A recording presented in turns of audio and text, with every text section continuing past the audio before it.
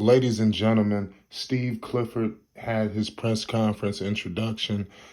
He said a lot of great things. I'm here to tell you why Lamelo Ball fans and Hornets fans, we should really be optimistic. I'm not saying that you run wild, but I'm gonna be honest with you. I mean, call me crazy. I'm starting to warm up to this guy Steve Clifford. Like I stated before, I think here at Flight Sports, I think we was one of the first people when everybody was in an uproar. We was trying to change the tide, or try to explain to the people like Steve Clifford may be DOA. You understand? We got to give this guy an opportunity. This is LaMelo Ball's head coach, so we can't just throw this guy out there to die. You understand? So that's why it was very important. Steve Clifford said a lot of great things. He also said that they're trying to build on the eighth best offense of last season. That was under Borrego as well. People ridiculed Borrego. They killed him. They dogged him out, and they were the eighth best offense. He talked about trying to get to the top five and not just improving offensively. Not just improving defensively. He wanted to improve offensively as well. This team need a lot of improvements on the defensive end. That's easy. I like what he stated on how he would like to utilize LaMelo Ball. He gave us a little bit of insight on what he would do if given the opportunity in so many words. He stated, now, well, he will have the opportunity, but in order to really impact LaMelo Ball's tenure, in Charlotte, while Steve Clifford is at the helm, he want to put LaMelo Ball in the open court a lot more, the way the game is going. And I like that, I think that Borrego, like I said, it was no real consistency to the offense. Hopefully Steve Clifford brings added security and just some consistency. He talked about the flair that LaMelo plays with. We all know the way the one-on-one is balling, man. It gets electric. It's very, contagious when LaMelo Ball is out there doing his thing, man. I'm telling you, it is. Also, Steve Clifford, we got to put a little homage on his name. You know how we got to pay homage. The man did take Orlando to the postseason. This seems like a coach. I'm not gonna say he's not. He doesn't seem to be a championship coach. Well, I guess we don't know yet. But I think this guy was brought in with playoffs in mind. As much as people want to ridicule the hire, they want to kill it. They want to kill him over it. He spoke about the comfortability he has with Mitch Kupchak, with Michael Jordan, and as a head coach, that's all you want is comfort. It seems to me that Steve Clifford has all the things that should be conducive to winning. There should be no excuses for anything to just blow up in his face.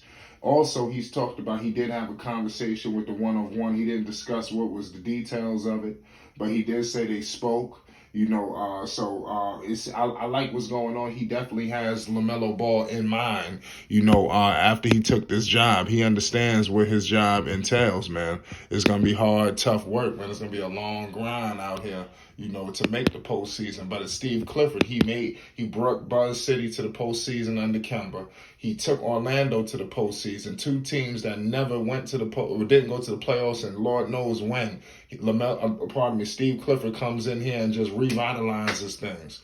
We must put credit on Steve Clifford's name, man. In order to do that. Hopefully, this guy could do this again with Charlotte. That would be two teams that he took to the playoff. Well, three teams altogether. That wasn't even having a hard time making the postseason. Like Orlando, they going down a crazy road.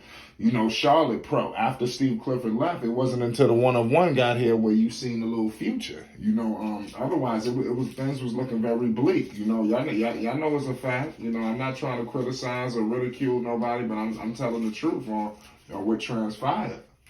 It's gonna be interesting to see, what Steve Clifford could bring to this team. What's the pieces?